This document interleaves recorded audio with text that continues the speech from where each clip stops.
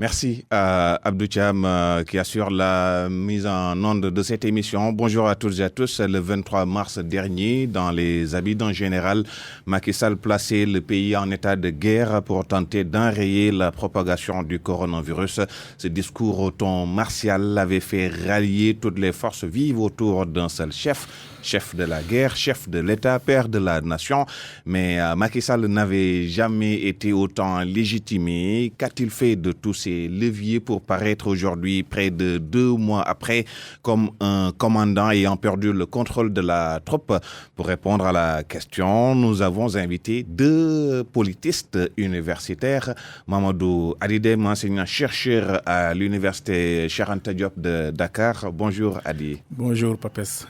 Dr Serigne Ahmadou Gaye, enseignant-chercheur à l'université Alioune Diop de Bambey. Bonjour Monsieur Gaye. Bonjour Monsieur Diba. Nous restons avec vous. Macky Sall, dans son adresse du 11 mai lundi dernier, nous demande de nous adapter parce que le virus va durer, alors que dans son discours du 23 mars justifiant l'état d'urgence, il disait l'heure est grave.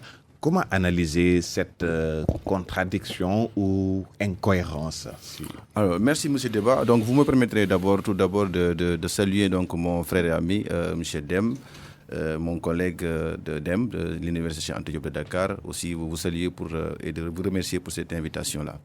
Alors, je pense que pour comprendre le discours du président Macky Sall, il faut essayer maintenant de sérier, de catégoriser et de contextualiser aussi donc, son discours, pour pouvoir faire mieux comprendre donc, aux citoyens. Parce que l'objectif ici, nous en tant que politistes, c'est de d'élucider, effectivement, donc, autrement dit, d'affiner le regard pour plus comprendre, pour plus voir donc, ce qui se passe donc, derrière, ce qui est derrière le discours. Alors, donc, le président de la République, Macky Sall, donc, a pris un certain nombre de décisions qu'il faut catégoriser, parce qu'au départ, ce sont donc des décisions fortement politiques donc, qui ont été prises. Malheureusement, donc, avec cette certaine émotivité qui ont fait que, en réalité, tout le pays donc, était tombé donc, dans la panique. Et puis d'autres décisions ont été prises sur le plan économique, sur le plan social, pour essayer donc, de répondre à cette pandémie-là. Mais quand on voit le président Macky Sall qui s'est prononcé la dernière fois, parce qu'il y a 2 choses donc à différencier, le discours de Macky Sall au départ du Covid et le discours après 3 mois donc, de Covid. Alors, qu'est-ce qui s'est passé? Ce qui s'est passé, c'est qu'on a vu 2 comportements différents. Donc, un comportement qui était fondé par une logique donc fondatrice, la logique fondatrice de Macky Sall au départ, donc c'était de la justification de son action. Et c'est pourquoi le président de la République avait valorisé un certain nombre de faits, un certain nombre d'éléments pour justifier donc l'état d'urgence, mais aussi pour demander à ce qu'on soit habilité pour étendre, pour élargir donc ses pouvoirs. Alors, ce Macky Sall-là qu'on avait vu, c'était un comportement bouleversé du fait tout simplement peut-être d'une maladie qui vient d'arriver dont on ne sait pas exactement les tenants et les aboutissants.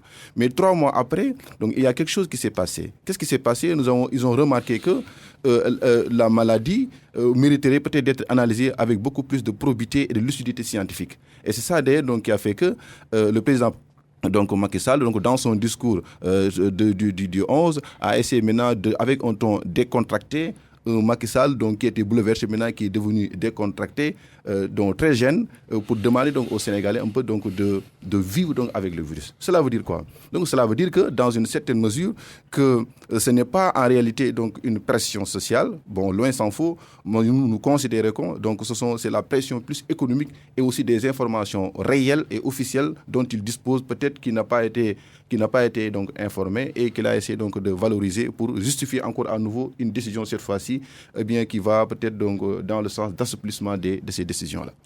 Adi, Macky Sall a-t-il cédé à la pression? Merci M. Diba. Permettez-moi donc de saluer mon co-débatteur du jour, le Dr Gaye, qui est un collègue et un ami. Permettez-moi aussi de remercier tous nos auditeurs, les auditeurs de la RFM, et de prier pour l'ensemble des Sénégalais dans ce contexte de Covid-19, mais aussi dans ce contexte du Ramadan finissant. Donc, priez Dieu que nos actes de dévotion soient acceptés. Par rapport à votre question, ce serait quand même un peu risqué de dire que le président a cédé face à la pression sociale. Parce qu'en réalité, il faut comprendre 2 temps. Le temps du début du Covid-19 a amené les États à réagir en fonction des moyens dont ils disposaient. Et dans un contexte marqué par l'avènement d'une maladie nouvelle, mais aussi d'une maladie qui a pris de court aussi bien les États puissants que les États un peu plus faibles. Et les États ont réagi en fonction de ce qu'ils avaient comme moyens logistiques, comme moyens techniques, comme moyens humains. On peut douter justement de l'efficacité des premières mesures qui ont été prises, dans la mesure où les résultats escomptés qui étaient de freiner la propagation du virus n'ont pas été atteints 2 mois ou 3 mois après. Mais il faut aussi se poser la question à savoir que serait la situation aujourd'hui si ces premières mesures n'ont pas été prises. Ouais, donc 3 mois après, les analyses vont forcément changer parce que de nouvelles donnes vont apparaître. Les spécialistes estiment que, et ça c'est le président qui l'a dit, au meilleur des cas, nous sommes appelés à vivre avec le virus jusqu'au mois de septembre ou octobre. Il faut peut-être entendre par là que le virus est là jusqu'à la fin de l'année 2020, voire début 2021. Donc, mais ce qu'on ne comprend pas, c'est qu'au début, avec une 60aine de cas, il nous parle de guerre. Et maintenant, on a franchi la barre du millier et il nous demande de vivre avec. Oui, c'est tout à fait compréhensible. C'est pourquoi j'ai dit qu'il faut distinguer les premières mesures qui ont été prises à l'apparition du virus et 3 mois après, vu l'évolution donc du contexte, du contexte donc de la maladie et de la propagation. On ne peut pas continuer avec les premières mesures qui ont été prises dans la mesure où 3 mois après, on a eu le temps d'analyser scientifiquement l'évolution donc de cette maladie, mais aussi d'autres logiques vont entrer en jeu, notamment la logique économique, la logique financière et la logique sociale dont vous parlez. Et donc, c'est la conjugaison de toutes ces logiques-là qui ont amené à une redéfinition des mesures de lutte contre la pandémie. Je ne pense pas qu'il faille voir partout une reculade, une pression sociale qui a été mise sur le dos des gouvernants et qui a amené donc le président de la République à assouplir donc les mesures. Gouverner, c'est extrêmement complexe parce que une patate chaude pour le gouvernement quand certains foyers religieux disent nous on va ouvrir nos mosquées, mais c'était une pression sur l'État. Oui, vous savez, le temps du politique, le temps du gouvernant n'est pas forcément celle du religieux et du social. Le religieux peut avoir des attentes et vouloir donc qu'elles soient réalisées coûte que coûte. Alors que le politique a l'obligation de prendre en considération divers autres aspects. Et c'est la prise en charge, la prise en compte donc de tous ces aspects-là qui justifie aujourd'hui les mesures allant dans le sens de l'assouplissement donc des restrictions qui ont été mises en place à l'apparition donc du virus. Le président a lâché la phrase « il faut apprendre à vivre avec le virus ». Le problème est qu'il n'a pas donné un contenu à cette phrase. Vivre avec le virus, c'est nous amener à repenser les comportements et à savoir que ce virus-là que l'on pensait rester 1 ou 2 mois est là encore pour un long temps. Et que aujourd'hui, nous ne pouvons plus rester semi-confinés, nous ne pouvons plus rester donc l'économie en berne, l'État ne peut plus rester sans ses recettes fiscales, donc il faut progressivement reprendre les activités sociales, les activités économiques, les activités financières, mais dans la prudence, dans l'accompagnement donc de l'État. Moi, je pense que c'est ce sens-là qu'il faille donner à cette phrase apprendre à vivre avec le virus. Seigneur Amadou, au début de la pandémie, le président Sall avait réussi à fédérer tout le pays autour de sa personne. Près de 3 mois après, on semble noter beaucoup de failles dans le consensus. Comment vous l'expliquez? Alors, ce qu'on peut dire, tout à l'heure, je disais que déjà, il faut essayer de comprendre parce qu'il y avait une multitude de décisions qui ont été prises au départ. Donc, et des décisions fortement politiques qui avaient été prises, dont déjà la déclaration de l'état d'urgence.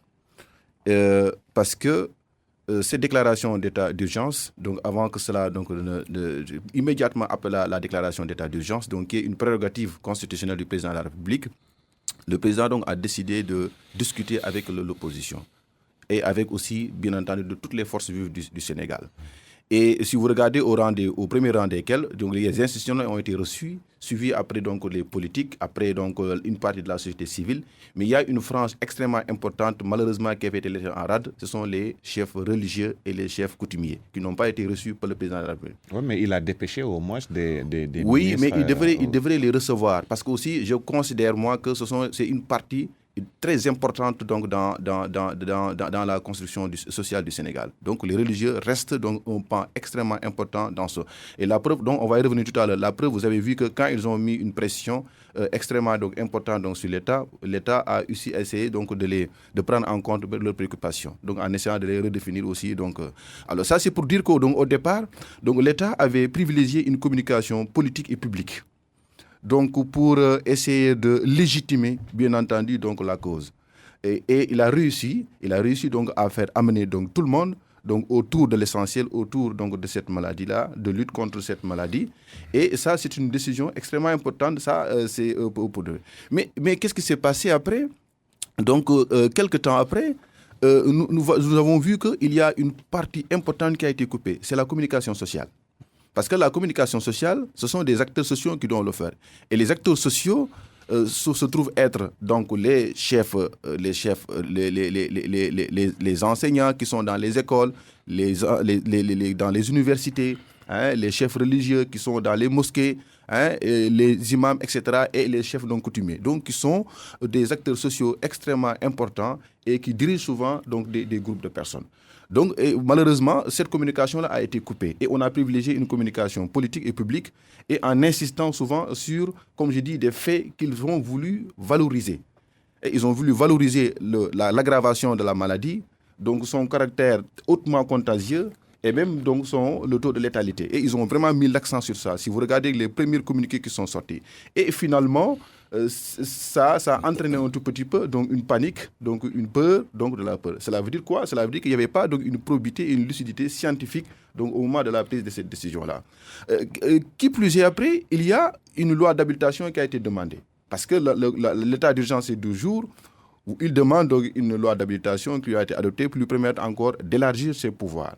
Malheureusement, une loi d'habilitation, un état d'urgence qui s'est fondé sur une loi obsolète, la loi de 1969, et qui parle de calamité. Et ici, dans ce contexte-là, nous ne sommes pas dans une situation exceptionnelle. Nous sommes dans une situation d'urgence. Donc, il fallait prendre juste des mesures d'urgence. Donc, c'est ce qu'il a tenté au départ de faire. Mais à un certain moment donné, on a noté quand même un certain relent peut-être dictatorial, entre guillemets. Donc, sur ces mesures. Et c'est pourquoi, pour rejoindre un peu ce que mon collègue a dit, à un certain moment donné, il a compris qu'il fallait donc une redéfinition donc de ces stratégies pour essayer de prendre mieux en compte donc etc. Parce qu'au départ, il n'y avait aucune équipe pluridisciplinaire qui a été reçue au départ.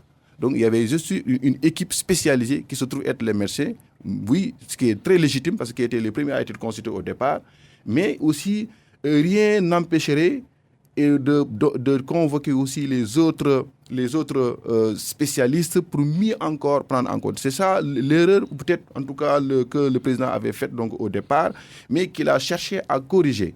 C'est pourquoi j'ai dit tout à l'heure, les deux comportements c'est difficile à comprendre. On ne peut pas comprendre au départ, vous consultez que les seuls spécialistes de la question pour légitimer votre décision. Et au moment à la seconde décision, qui est extrêmement importante dans la gestion de ce Covid-là, les mesures de supplément, il a commencé par une phrase en disant que j'ai consulté une équipe pluridisciplinaire. Cela veut dire quoi? Cela veut dire que cette équipe-là eh bien, devrait être aussi consulté au départ. Peut-être ça lui permettrait de pouvoir éviter donc toutes ces confusions-là, parce qu'il y a des confusions qui sont notées, il y a des contradictions donc qu'il faut noter dans la gestion de ce Covid-là. Maintenant, aujourd'hui, il y a une certaine frange de l'opposition, parce que nous sommes en phase de deux sortes d'opposition. Il y a une opposition modérée, donc qui a entièrement acquis à la cause du président de la République dans le cadre de cette gestion-là. Mais il y a une opposition radicale, donc qui a émis même déjà au départ des réserves fortes, et qui a été donc dans son ligne de mire qui est un discours de rupture. Et ce discours de rupture-là a été entretenu donc par une certaine frange de l'opinion, spécialement, je peux même le nommer, en l'occurrence Ousmane Sonko, qui a toujours eu une discours de rupture par rapport à ce régime-là et qui a eu aussi des réserves.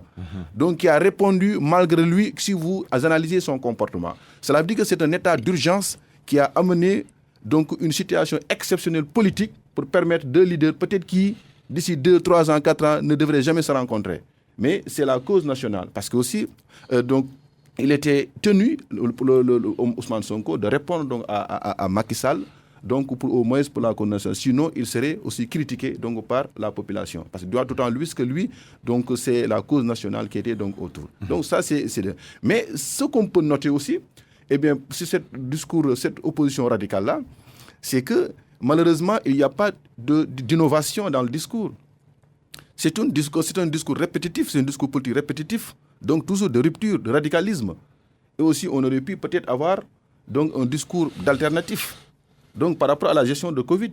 Mais un discours donc, qui est toujours tenu et qui va dans le même sens que certains spécialistes qui avaient déjà commencé à parler de cette question-là. Il y a des spécialistes en santé donc, qui ont déjà parlé sur de vivre avec le virus. Oui. Il y a aussi d'autres spécialistes sur le plan de fiscalité finale qui ont déjà parlé avant lui. Donc, s'il reprend les mêmes propos avec un discours énergétique et encore, en tout cas radical, je pense que sur ce point-là, il aurait dû peut-être tenir un autre discours alternatif. Donc, pour essayer maintenant d'amener un discours concurrent au lieu d'un discours adverse. Ici, c'est un discours vraiment concurrent qu'on attendait, mais pas un discours donc adverse qui reste aussi dans cette même rupture-là.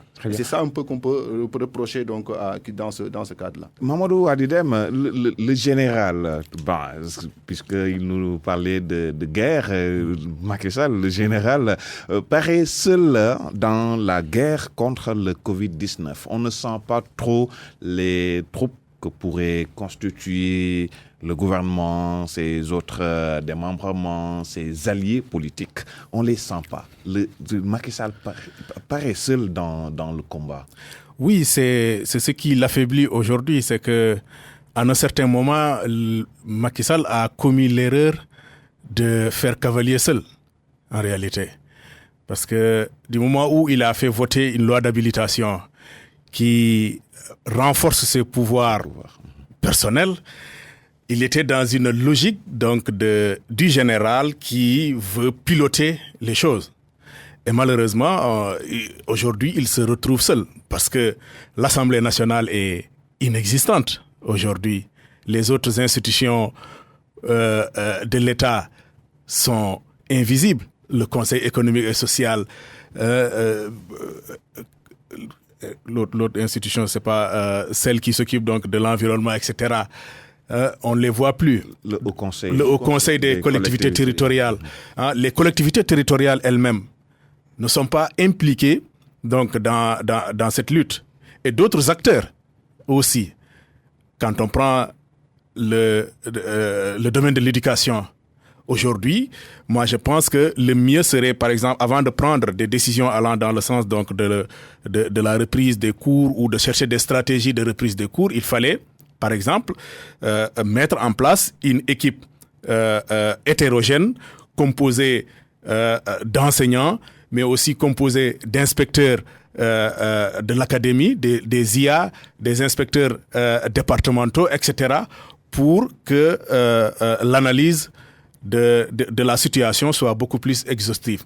Ouais. Donc, mais tout cela n'a pas été fait, et c'est ce qui fait qu'aujourd'hui, il y a une sorte donc de non-adhésion face aux mesures qui ont été prises après son deuxième discours à la nation. Ce ne sont pas donc des décisions qui ont été concertées avec les acteurs. Ce ne sont pas des décisions qui ont été concertées avec les institutions donc de la République. Et ce qui fait qu'il y a aujourd'hui une sorte de vide autour de Macky Sall et cela l'affaiblit. Le problème est que un État doit éviter de prendre des décisions qui ne rencontrent pas l'adhésion des citoyens. Cela affaiblit un régime et aujourd'hui, c'est tout ce que l'on voit. C'est un président de la République ou bien si vous voulez utiliser l'image, c'est un général qui est affaibli parce que ne disposant pas d'une armée qui est prêt aujourd'hui à aller au front. Oui, mais on devait au moins sentir ses partenaires, ses alliés politiques, mais on ne les voit pas. Non, c'est ce que j'ai dit, parce que... Là où on voit à l'inverse un Ousmane Sonko, un Mamadou Lamine Diallo, un Abdoul Mbaye, très critique, un Déthié Fall, mais on ne sent pas à côté de Macky Sall quand même des gens qui pourraient apporter la réplique à l'opposition, à ces critiques. Oui, de façon plus générale, vous savez, cela ne date pas du Covid. Le président de la République s'est toujours plaint de ne pas être soutenu par ses alliés ou même par les responsables de l'APR. On entend souvent le président se plaindre par rapport à ça, que ses actions ne sont pas suffisamment défendues, que ce qu'il fait n'a pas une visibilité parce que n'est pas porté par les membres donc de la paire ou de la mouvance présidentielle. Et cela est d'autant plus visible aujourd'hui avec ce Covid-19-là qui fait qu'il y a un vide autour de Macky Sall. Et ce vide-là est récupéré par cette opposition. Elle est récupérée donc par cette opposition, notamment, comme le disait tout à l'heure mon collègue, cette opposition radicale qui est dans son rôle aussi, qui est dans son rôle de dire attention, certes, au départ, nous avons adhéré aux mesures qui ont été prises parce que l'urgence du moment l'expliquait, mais aujourd'hui, face à l'incohérence de certaines mesures qui ont été prises, nous émettons des doutes. Nous émettons des réserves et nous n'adhérons pas à tout ce qui a été mis en place dans le cadre donc de l'assouplissement donc des restrictions et des dernières mesures qui ont été prises, qui peuvent sembler parfois incongrues. Seigneur Amadou, vous l'avez rappelé tantôt, Ousmane Sonko, au début, il s'était montré assez réservé par rapport aux propositions du chef de l'État. Mais est-ce qu'aujourd'hui, son attitude ne pourrait pas être perçue par l'opinion comme l'élément perturbateur qui a rompu le consensus ? Alors, moi je ne dis pas perturbateur parce que aussi Ousmane Politique aussi c'est une personnalité politique qui a fait son œuvre et qui a démontré devant les Sénégalais aussi que c'est un candidat sérieux qu'il faut aussi prendre en compte. Donc la preuve, ce sont les résultats qu'il a obtenus à la présidentielle et même à la députation. Donc ça aussi c'est extrêmement important à signer. Mais c'est un opposant qui a donc des principes. Donc des principes donc, très clairs. Donc ça dit qu'il ne veut aucune forme de compromis ou de consensus donc, avec l'État.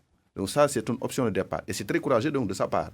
Maintenant, le problème, c'est qu'aujourd'hui, nous étions dans un contexte où c'est l'unité nationale dont on avait besoin. Et cette unité nationale devait le mener donc, à répondre au président de la République. Comme il a dit dans sa conférence de presse, il a fait, mais malgré lui. En filigrane, ça apparaît donc dans ses propos qu'il est allé répondre à Macky Sall. Oui, il est d'accord donc sur le principe, mais il a émis au départ donc des réserves, ces réserves-là, et qu'il est revenu encore une fois de plus donc pour critiquer donc cette gestion donc de ce Covid-là. Alors ici, moi je comprends donc que Ousmane était aussi dans un dilemme. Donc il est donc appartient dans une organisation politique donc qui est fidèle donc à un certain nombre de principes. Et qu'il est tenu et il est un peu pris en otage aussi, quelque part donc, par certaines élites donc, qui se trouvent donc, dans son parti, qui est toujours resté donc, dans une position de radicalisme pur et dur. Et là, ça me rappelle un peu donc, la GPD de l'année Savané. Donc, c'est comme on avait vécu ici les années 90, donc cette opposition radicale qu'incarnait, bien entendu, l'année Savané, qui n'a jamais voulu être associé donc, dans un gouvernement. Il a été toujours donc, radical dans ses positions. Mais qu'est-ce qui s'est passé après ? Ce qui s'est passé, c'est que nous avons vu que ce parti-là a été finalement en lambeaux. Par le fait que, tout simplement, du développement politique, des enjeux, du contexte, etc., qu'il a fallu qu'il faut qu'il change de comportement.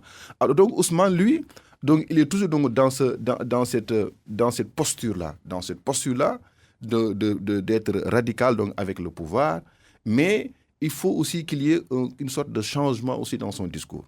Parce que toujours un discours adverse, un discours donc critique, donc on attend aussi, dans ce contexte, on attendait beaucoup plus vraiment un discours, comme je l'ai dit tout à l'heure, concurrent, un discours qui va proposer des alternatives donc, pour la gestion donc, des moyens financiers auxquels souvent il fait allusion. Très souvent dans son discours, notamment en matière fiscale, etc., il a même dit avec 500 milliards, il a quand même intérêt aussi, donc, dans ce genre de contexte-là, donc, de répondre. Donc, sinon aussi, le peuple sénégalais, l'opinion sénégalaise tenterait de dire un jour que, quand même, c'est un opposant, donc, tout simplement, qui se limite donc, à sa simple expression. Je pense que, donc, pour quelqu'un donc, qui se veut également donc, dirigeant, comme M. Dem l'a rappelé, parce que aussi il y a le discours engagé donc, de celui qui dirige, et le discours donc, de l'opposition. Donc souvent, c'est deux discours différents. Donc celui qui est engagé, qui cherche toujours donc, à justifier toutes les actions qu'il pose, et celui qui n'est pas encore engagé dans le cadre de la gestion du pouvoir. C'est-à-dire qui n'est pas encore donc, au pouvoir et qui fait donc un discours. Souvent, donc, les approches donc, sont différentes. Et c'est ça, justement, vraiment là que j'ai compris. Mais je reste convaincu que, alors, c'est une disons, c'est sa posture, donc il faut la respecter donc comme telle. C'est un opposant, il va continuer donc à s'opposer et il n'y a rien de mal donc dans ça. Mais de l'autre côté aussi, l'État aussi cherche toujours aussi, lui aussi à justifier donc toutes les actions qu'il pose. Amadou a dit, est-ce qu'on ne peut pas regretter tous les moyens, tous les pouvoirs qu'on a donnés à Macky Sall au vu de la manière dont il a géré la crise? Regretter, je ne dirais pas non, mais je pense qu'il en a fait un mauvais usage en réalité. Ces pouvoirs qui lui ont été donnés pour endiguer la propagation du virus. Mais au vu de l'évolution des choses, on se rend compte que il y a une super utilisation donc, de ces pouvoirs qui ont fini par rendre inefficaces les mesures. Parce que ces pouvoirs ont amené donc, le président à faire cavalier seul. Alors que ce contexte voulait que la lutte soit beaucoup plus concertée. Et mettre en rade plusieurs acteurs, notamment les syndicats, les enseignants, etc., ont fait que les décisions qui ont été prises dernièrement n'ont pas eu d'efficacité. Et la preuve est qu'elles n'ont pas rencontré l'adhésion donc, des Sénégalais. Donc, on peut regretter, je dirais pas non, mais il y a une mauvaise utilisation donc, qui a été faite par rapport à tous ces pouvoirs qui ont été mis entre les mains donc, du président de la République. Monsieur Gaye, quel intérêt l'opposition a je veux dire, est-ce que l'opposition tire un intérêt dans ce consensus? Alors oui, bon, on peut dire qu'il y a un intérêt quand même, parce que déjà, donc, l'opposition, le Sénégal, c'était la question de l'intérêt général. Donc, on avait appelé donc, toute la classe politique donc, autour de l'intérêt général. Donc, l'opposition ne peut pas se permettre de ne pas répondre à cet appel-là. Sinon, remettrait en cause lui-même donc, les fondements de leur existence. Alors, mais on a besoin d'une opposition dans une démocratie. Effectivement, mais puisque c'est la cause nationale qui était en jeu, c'est une question très sérieuse, parce que c'est une question d'une maladie qui est en train de faire des ravages, qui est en train de se propager, et dont on n'a pas encore donc, les sérums ni les vaccins, et qui est en train donc, de tuer. Donc il fallait que donc, l'opposition donc, réponde. Sinon, les Sénégalais seraient tentés de dire que c'est une opposition qui est là que pour son propre intérêt. C'est la raison pour laquelle donc ils ont tiré un intérêt. L'intérêt qu'ils ont tiré, c'est quoi? C'est qu'au moins, donc, malgré donc, ces divergences qui existaient entre le parti pouvoir et l'opposition depuis trop longtemps, c'est même estompé au moins pour un temps autour de l'unité nationale pour combattre donc, ce virus-là. Et ça aussi, l'opposition va sortir regardie donc devant les Sénégalais. Et tout le monde avait apprécié donc, le fait que l'opposition a été reçue leader par leader donc, auprès de la présidente de la République donc, pour apporter leur soutien, pour témoigner aussi donc, leur intérêt pour la nation, etc. Et je pense que c'est là où vraiment l'intérêt qu'il faut analyser. Mais cela veut dire que la stratégie de Sonko peut être payante. Parce que lui, depuis le début, il est cohérent dans sa démarche. Réservé par rapport aux propositions émises par le président Macky Sall, et depuis aussi il n'a cessé d'alerter, d'émettre des critiques. Effectivement, non, j'ai dit tout à l'heure qu'il est resté cohérent, que Ousmane Sonko a toujours été cohérent. C'est un discours de rupture qu'il a été toujours entretenu depuis très longtemps. Depuis qu'il a commencé en 2015, c'est ce discours de rupture-là. Le changement de système est critiqué et bien fort pertinemment donc le gouvernement. Ça, c'est vrai. Mais je lui dis que dans ce contexte précis, qui était un contexte donc d'union, donc pour combattre un ennemi commun, invisible, donc on aurait beaucoup plus aimé d'avoir un discours même concurrent. Ça n'est pas un discours adverse, donc de critiquer effectivement. Maintenant, malheureusement, on attendait à ce qu'aussi, quand ils font la conférence de presse, aussi qu'ils proposent aussi d'autres solutions. Et même quand il était avec le président de la République, lui, quand il est sorti, il a dit que j'ai émis des réserves sur le plan de la fiscalité. Nous l'avons entendu. Je ne sais pas maintenant, mais il a dit très clairement qu'il avait des réserves sur le plan de la fiscalité, etc. Et aussi, il avait attiré aussi l'attention qu'on fasse très attention que cet argent-là ne soit pas utilisé à d'autres fins. Ça aussi, il a dit devant tous les Sénégalais. Mais à un certain moment donné, où on est en plein donc, dans le combat, je pense qu'aussi, il aurait pu peut-être avoir donc un discours vraiment beaucoup plus qui va donc dans le sens beaucoup plus constitué. Et ça aussi, ça n'enlève en rien donc le fait qu'il soit une opposition donc radicale. Mais comme j'ai dit tout à l'heure, donc il a joué son rôle. Il a joué son rôle à un certain moment donné, mais il a fait un peu trop tard parce qu'il y avait d'autres Sénégalais qui ont parlé avant lui. Il y avait d'autres Sénégalais, des spécialistes sur le plan financier, etc., qui ont parlé, qui ont alerté donc, sur la question-là. Mais pendant tout cela aussi, il y avait un mutisme qui a été observé. Ça aussi, il faut le dire. Donc, il a fallu que les mesures d'assouplissement soient prises. Cela veut dire que s'il n'y avait pas de mesures d'assouplissement, Ousmane Sonko ne parlerait jamais. Donc, il allait rester peut-être dans son petit coin. Ça aussi, il faut le dire, il faut le relever. Et ça, c'est un constat. C'est parce qu'il y a certains qui ont commencé à sortir. Les mesures d'assouplissement ont été prises, notamment avec donc, les chefs religieux, que maintenant, un discours donc, a été... Le disque adverse aussi a été pris. Donc, Mamadou Hadi, l'ancien ministre Khoureyssi Thiam préconise le rétablissement du poste de Premier ministre et la formation d'un gouvernement d'union nationale. Il s'agit de mesures, dit-il, pour sauver le soldat Macky Sall. Comment vous les analysez? Vous savez, le problème dans ce pays est qu'on politise tout et c'est regrettable. On politise tout, même de son parti, les forces nouvelles. Oui, un gouvernement d'union nationale ne s'y est pas à ce contexte. Souvent, les gouvernements d'union nationale sont... Oui, mais dans un contexte où on n'entend pas l'opposition. Mais mieux vaut aller alors... Le problème fondamental, ce n'est pas un problème de gouvernement. Ce n'est pas un problème... Parce que quand on parle de gouvernement d'union nationale, cela suppose que la nation est fissurée, qu'il y a une fracture sociale et qu'on est appelé à ressouder les morceaux. Les gouvernements d'union nationale, théoriquement, on les voit dans les pays qui sortent de conflits, souvent de conflits ethniques, de conflits régionaux, etc. Et pour amener l'État à sortir de ces conflits-là, les stratégies allant dans le sens donc de former des gouvernements d'union nationale, parce que quand on parle d'union nationale, on suppose qu'il y a eu cette fracture nationale-là, que des ethnies se sont opposées et qu'il faille mettre en place un gouvernement représentatif donc de toutes les sensibilités ethniques du pays. C'est ce contexte-là qui ne sied pas aujourd'hui avec ce que l'on voit au Sénégal.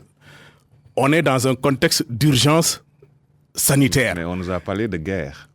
Oui, là c'est une image. Ça nécessite une mobilisation de toutes les forces. Quand le président dit que nous sommes en guerre, c'est une image, c'est une représentation. Mais concrètement, nous ne sommes pas en guerre. Parce que la guerre, c'est autre chose. Là, on est dans un contexte d'urgence sanitaire. Ce qu'il faut, c'est de renforcer les politiques publiques de santé pour que les réponses apportées soient en phase avec les attentes du moment. Les attentes du moment, c'est comment endiguer la propagation du virus. Les attentes du moment, c'est comment accompagner les Sénégalais dans ce processus de déconfinement progressif. Les attentes du moment, c'est comment faire pour relancer progressivement l'économie du pays. Les attentes du moment, c'est comment faire justement pour que l'État puisse aujourd'hui recouvrer ses recettes fiscales, etc. Donc, pour cela, nous n'avons pas besoin d'un gouvernement d'union nationale. Pour cela, nous avons besoin que ceux qui sont élus pour cela le fassent. Nous avons un gouvernement en place, eh bien, qu'il fasse le travail. Ce n'est pas un problème donc de fracture sociale qui amènerait à dire que voilà toutes les sensibilités de l'opposition doivent se retrouver autour du président de la République pour apporter des réponses. Non, le président aujourd'hui a besoin d'être entouré justement d'une équipe de spécialistes de santé, de spécialistes de politique publique. Le rétablissement du poste de Premier ministre, il n'est pas le seul à l'avoir proposé. On en parlait tantôt de Macky Sall qui serait seul dans le combat. Oui, le problème avec le poste du Premier ministre, c'est plus dans la nature du régime, en réalité. La présence du Premier ministre suppose qu'on est dans le cadre soit d'un régime parlementaire ou d'un régime semi-parlementaire ou semi-présidentiel. Que le Premier ministre est dans les régimes semi-présidentiels comme le nôtre est amené à dérouler la politique la politique nationale définie par le président de la République. Mais si on opte pour un régime présidentiel, si on avait un Premier ministre, on pourrait le sentir. Oui, si on opte pour un régime, si on opte pour un régime présidentiel, je ne vois pas pourquoi aujourd'hui encore penser le rétablissement du poste de Premier ministre. Je pense que le problème va au-delà du rétablissement du poste de Premier ministre. Le problème va au-delà même de la mise en place d'un gouvernement d'union nationale. Le problème, c'est comment faire pour mettre en place justement des mesures allant dans le sens donc de stopper la propagation du virus, mais surtout comment mettre en place des mécanismes qui puissent accompagner les Sénégalais dans ce processus de déconfinement. Et pour cela, encore une fois de plus, nous n'avons pas besoin d'un nouveau Premier ministre. Nous n'avons pas besoin encore moins d'un gouvernement d'union nationale puisque nous ne sommes pas dans un contexte post-conflit. Nous sommes dans un contexte donc d'urgence sanitaire. Et les réponses qui doivent être apportées doivent l'être en prenant en compte donc ce contexte d'urgence sanitaire. Il ne faut pas se tromper de contexte. Il ne faut pas se tromper de contexte parce que nous ne sommes pas en guerre, encore moins, nous ne sortons pas d'un conflit ethnique, nous ne sortons pas donc d'un contexte post-électoral, etc. Donc, le gouvernement qui jouit de la légitimité électorale, le président qui jouit de cette légitimité électorale qu'il a acquis en 2019, a toutes les prérogatives aujourd'hui, avec le gouvernement qu'il a choisi, de poursuivre la lutte contre le Covid-19. Donc, je n'adhère pas à ces propositions de gouvernement d'union nationale. Il y a souvent une opposition en perte de vitesse qui souvent veut profiter de ces contextes un peu particuliers pour peut-être renouer avec les délices de l'exercice du pouvoir. Je ne pense pas que les Sénégalais soient justement prêts à cela. Autre proposition à Serigne Ahmadou Gaye de Khoureychi Thiam, une amnistie pour Karim Wade et Khalifa Sall. Mais au-delà de l'amnistie, ces deux-là, ces deux leaders, on ne les entend pas. Bon, en dehors de l'audience que Macky Sall avait réservée à Macky Sall tout au début, Karim Wade, de même que son père aussi, avait soutenu les initiatives du gouvernement au début, mais depuis lors, on ne les entend pas. Ok, d'accord, merci. Vous me permettez un peu de revenir même sur ça, de rebondir sur la question d'union nationale. Vous savez que moi, même, je refute cette expression, parce que l'expression n'est pas appropriée dans ce contexte. Parce que quand on parle de gouvernement d'union nationale, comme l'a dit M. Dem, donc, il doit y avoir donc, des fondements. Il y a des causes d'union nationale. Ça doit être une fracture sociale, une fracture politique, une crise politique sans précédent qui devrait avoir lieu pour qu'on puisse... Et jusqu'ici au Sénégal, il n'y a pas encore de crise politique sans précédent. Il y a tout simplement une question de méfiance, une question de confiance de l'opposition vis-à-vis du gouvernement. Donc ça, c'est important. Donc l'expression pour moi ici qui est beaucoup plus approprié, c'est gouvernement de majorité élargie ou gouvernement élargi à l'opposition. Et ce genre de choses-là, nous les avons connus. Donc si vous regardez dans l'histoire du Sénégal, de 91 déjà, nous avons connu le premier gouvernement donc, élargi à l'opposition où il y avait à l'entrée de 5 leaders, Abdoulaye Wade, donc qui était occupé un poste de ministre d'État sans portefeuille, et les autres, les Ousmane Ngom, etc. Et cela a été aussi justifié par la conférence de Bâle qui avait été tenue partout, qui avait été tenue par la France et qui avait amené donc, tous les pays à se démocratiser. Et il y avait des conférences nationales qui commençaient à avoir lieu partout dans les pays, au Bénin, au Togo, etc. Mais au Sénégal, nous, on n'avait pas connu donc, des conférences nationales. Le président, à l'époque, donc, avait profité donc, de cette occasion-là pour plus de recherche de la démocratie, pour faire introduire, donc faire un gouvernement élargi. Mais malheureusement, qui n'a pas duré, qui a duré que 6 mois à 7 mois. Et jusqu'en 1995-98, qu'on a encore connu un autre gouvernement élargi, cette fois-ci, avec l'entrée à LDMPT, avec PDSR de Serigne Diop, etc. Et plus maintenant le parti PIT, etc. qui sont entrés à nouveau. Mais cette fois-ci, ce n'était pas dans le cadre de la recherche d'une démocratie. Mais aujourd'hui, nous sommes dans le cadre de la consolidation de la démocratie. Cette démocratie-là existe, elle est réelle, même si elle comporte des imperfections.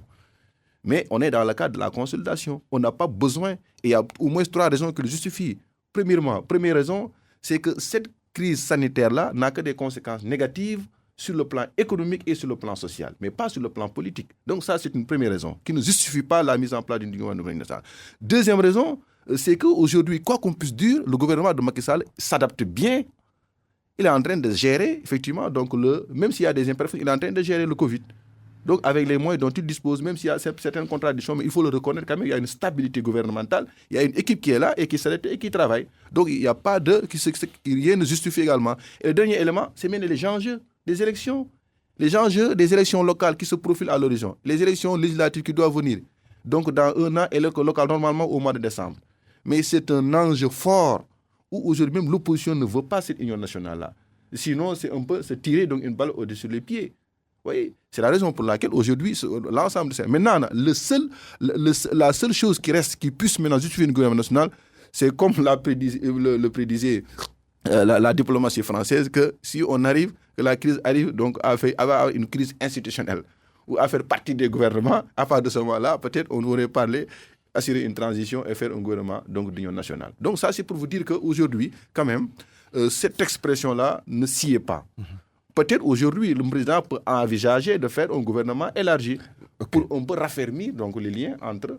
Et le silence d'un Karim Wade, d'un Khalifa Sall. Non, vous savez, quand j'ai entendu M. Thiam Khoureyssi faire ces déclarations-là, parce que, vous voyez, on est dans un contexte où aujourd'hui, tous les coups sont permis aussi. Une certaine opposition très futée donc, profite aussi de cette occasion-là aussi pour lancer donc, un ballon de sonde. Donc, pour voir, effectivement, profiter de cette occasion pour régler un autre problème. Mais moi, je pense qu'aujourd'hui, la question même de l'amnistie ne devrait même pas se poser. Parce que les contextes sont complètement différents. On n'est pas dans un contexte politique. Nous sommes dans un contexte sanitaire où il devait y avoir donc, des solutions sanitaires. Donc, toutes les propositions doivent aller dans ce sens-là. Mais aussi, il faut le comprendre, c'est une opposition qui joue bien donc, son rôle d'opposition et qui veut également aussi profiter de cette occasion-là aussi pour résoudre un certain nombre de problèmes, notamment donc, la question de l'amnistie de Karim Wade. On avance un tout petit peu dans le débat. Mamadou Adidem, depuis quelques jours, il y a un débat autour d'avantages ou des avantages qui auraient été accordés à d'anciens présidents d'institutions suivant un décret. La présidence de la République a démenti l'existence de ce décret, mais certains politiques persistent à dire que le décret existe. Quel est votre avis dans ce débat? Bon, c'est très difficile d'avoir une position tranchée, vu que les services de communication de la présidence de la République ont nié l'existence d'un tel décret. Et je pense qu'un tel décret, s'il existait, devait être publié dans le journal officiel de l'État du Sénégal. Et à ma connaissance, ce décret n'est pas publié dans le journal officiel. Donc, nous pouvons dire qu'officiellement, ce décret n'existe pas. Mais s'il arrivait, par extraordinaire que ce décret existe, je pense que ce serait encore un problème de malgouvernance notoire qui allait se poser. Parce que tous ces avantages qu'on a vus dans ce fameux décret me semblent quand même exagérés et me semblent ne pas coller au contexte aujourd'hui de Covid-19 marqué par la recherche de fonds, etc. Donc, j'ose espérer que c'est un contexte donc de fake news, parce que je ne crois pas sincèrement à l'existence de ce décret, parce que j'ai vu quand même le texte qui ne répond pas à tous les normes. Et le papier ne comporte pas d'entête, etc. Et tout cela nous pousse quand même à émettre des doutes sur l'authenticité de ce décret. Mais c'est que le problème, il y a le décret 2020-965 qui porte la nomination du général François Ndiaye. Maintenant, s'il existe le 965, il doit y exister le 964. On ne le voit pas. Oui, mais bon, c'est quand même c'est très compliqué. Aujourd'hui, si les services du palais avaient confirmé l'existence de ce décret, on aurait pu quand même débattre avec des éléments factuels dont on dispose. Mais là, le palais nie l'existence de ce décret-là. C'est un décret qui est sorti comme ça, je ne sais pas. Mais c'est une question de cohérence. Ouais, s'il existe le 65, il doit exister. Le problème est que pourquoi sur le papier, il ne figure pas l'entête, le sceau, etc., tout cela. Oui, en tout cas, moi, ce que je peux dire sur cette question-là, moi, je l'ai appris comme tout le monde à travers les réseaux sociaux. En tout cas, il y a une controverse, il y a un débat donc, sur l'existence ou la non-existence de ce décret-là. Oui. Mais ce qui est clair, c'est que ce qui est apparu dans les réseaux sociaux, ce décret-là présente toutes les caractéristiques d'un acte administratif.